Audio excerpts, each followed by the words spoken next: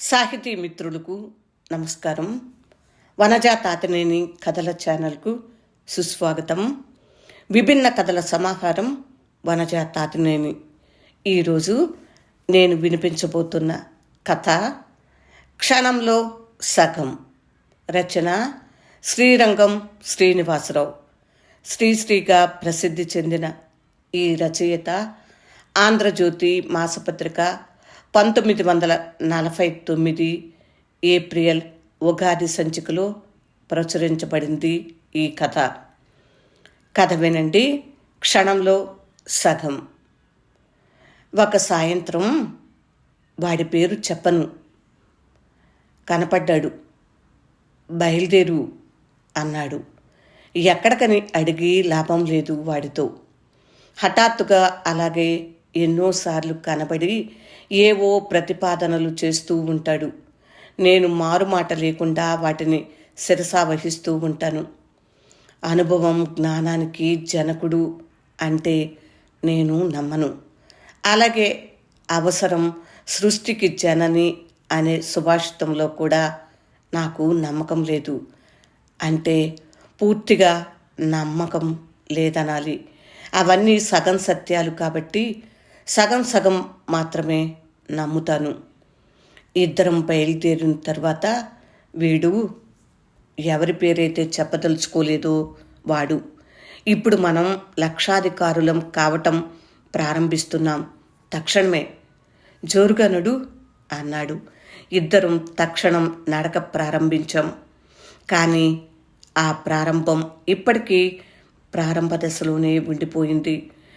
అప్పుడు బయలుదేరిన మేము ఇంకా బయలుదేరుతూనే ఉన్నాం.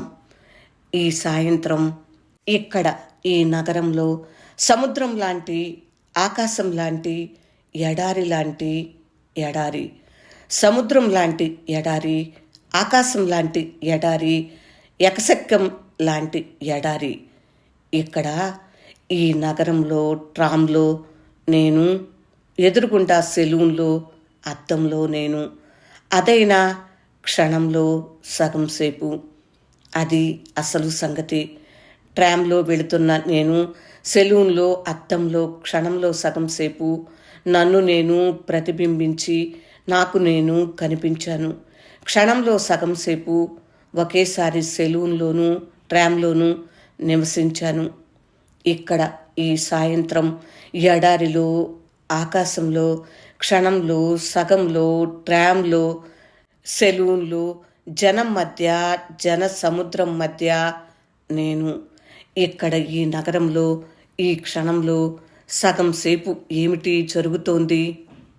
మనం లక్షాధికారులం కావటం ఎప్పుడు ప్రారంభిస్తాం అని ప్రశ్నించాడు నయనకన్ను. వాళ్ళిద్దరూ నాయర్ దుకాణంలో నిన్నటి పకోడీలు నములుతున్నారు. ఇదిగో ఈ క్షణం అన్నాడు దొరస్వామి. టీ తీసుకున్న తక్షణం డబ్బులు చాలుతాయా అన్నాడు నయనకన్ను. నాయరు 2 గ్లాసులతో టీ తెచ్చి వాళ్ళ ముందుంచి పోయాడు. గుర్రాలు మోసం చేశాయని చెబుదాం, అరువంటాడు నాయరు అన్నాడు దొరస్వామి. అక్రమ లాభాల మీద అదనపు పన్ను తగ్గింపు, ఆర్థిక పరిస్థితి మీద కేంద్ర ప్రభుత్వపు దండయాత్ర కృషి, ఇతోధిక కృషి, ద్రవ్యోల్బణము, దాని నరికట్టుటకు 6 మార్గాలు, రామపాదాల పేత నడక, అన్ని వేళలు తేనీటి వేళలే. కాకెమ్మ చక్కని చుక్క. నిజంగా ఆ పేరుకు తగ్గది కాదు. 10 ఏళ్ల కిందట మరీ బాగుండేది. అప్పుడు సినిమాలో నటించడానికి ఇక్కడికి వచ్చింది. ఒక కెమెరా మనిషి ఆమె శరీరాన్ని అనేక కోణాల నుంచి చూసి చవి చూసి, నువ్వు మంచం మీదకి కానీ తెర మీదకి పనికిరావన్నాడు. దరిమిలాను చాలామంది ఆ అభిప్రాయాన్ని స్థిరపరిచారు. ఇప్పుడు కాకెమ్మ ఇంకో మంచం మీదకు వెళ్ళబోతుంది. దశవర్ష ప్రణాళిక బుట్టదాకల. బంగారం ధర పడిపోవటం వల్ల బ్యాంకులకి 3 రోజులు సెలవు. ఈ రాత్రి చంద్రుడు 175 వంతుల నష్టంతో వ్యవహరిస్తాడు. అనుకోని కుర్రాల ఆకస్మిక విజయం. జమీందారు సొంత కారు నడుపుకుంటూ జోరుగా పోతున్నాడు. స్వరాజ్యం వచ్చిన తర్వాతను, అంత క్రితం 6-7 నెలల పూర్వమో జమీందారు జాతీయ మతం తీసుకుని దీక్షా వస్త్రాలు ధరించాడు. పేవ్మెంట్ మీద నడుస్తున్న కుర్రాడు జమీందారును చూశాడు. కుర్రాడి జేబులో వేడివేడి వేరుశనగపప్పు ఉంది. పిడికెటి నిండా వేరుశనగపప్పు తీసుకుని పట్టుకున్నాడు. కద్దరు దుస్తులతో కన్నుల పండుగగా కనపడుతున్న జమీందారుని వేరుశనగపప్పుతో అభిషేకించాలన్న ఆశ ఆ కుర్రాడి మనసులో మెరుపులాగా మెరిసింది. కానీ ఒక నిశ్చయానికి రాలేకపోయాడు. కారు జోరుగా దాటిపోయింది. జగద్విఖ్యాతి వహించిన షేక్స్పియర్ మహాకవి నాటకం హ్యామ్లెట్ మనసు స్థిరపరచుకోలేకపోయిన మానవుని విషాదాంత గాథ. ఉప్మా పట్రా అన్నాడు. పట్టుకొచ్చాడు. అయ్యర్వాళ్ తింటున్నాడు తెమ్మన్నవాడు. అందులో 2 రాళ్లున్నాయి. కాఫీ తీసుకోకుండానే బిల్లు తీసుకుని డబ్బు చెల్లిస్తూ ఉప్మాతో పాటు 2 రాళ్ళు ఎక్కువగా ఇచ్చాడు. అంచేత వాటికి నా యథాశక్తి ధర 2 అర్ధణాలు 1 అణా చెల్లిస్తున్నా నని అణా ఎక్కువ ఇవ్వబోయాడు. Netaji Vilas coffee club. ఇక్కడ పదార్థాలు కల్తీ లేని నేతితో చేయబడవు.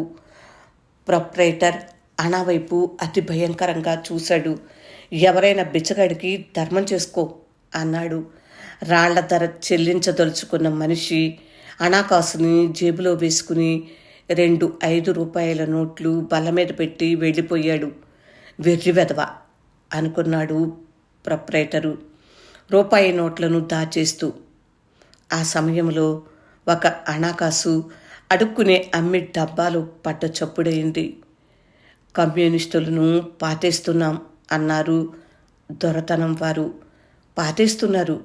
వానలు కురిస్తే దేశం అంతటా కావలసినంత పంట. క్షణంలో సగం సేపు. శ్రీ వరఫ్ శ్రీరంగం శ్రీనివాసరావు రచించిన కథ విన్నారు కదా. ఈ కథ ఆంధ్రజ్యోతి మాసపత్రిక 1949 ఏప్రిల్ ఉగాది సంచికలో ప్రచురింపబడింది.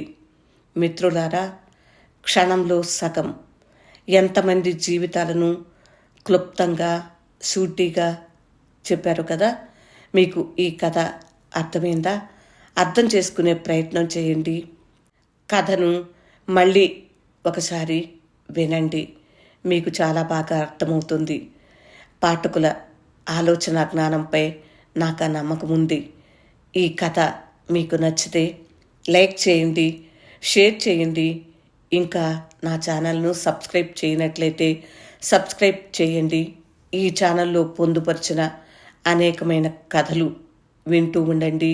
విని మీ అభిప్రాయాన్ని, స్పందనను కామెంట్ బాక్స్లో తెలియచేయండి. మీ స్పందన కోసం ఎదురు చూస్తూ ఉంటాను. మళ్ళీ మరొక కథతో రేపే వచ్చేస్తాను. అప్పటి వరకు సెలవు. మరి విభిన్న కథల సమాహారం వనజ తాతినేని. వింటున్నందుకు హృదయపూర్వక ధన్యవాదములు. నమస్తే.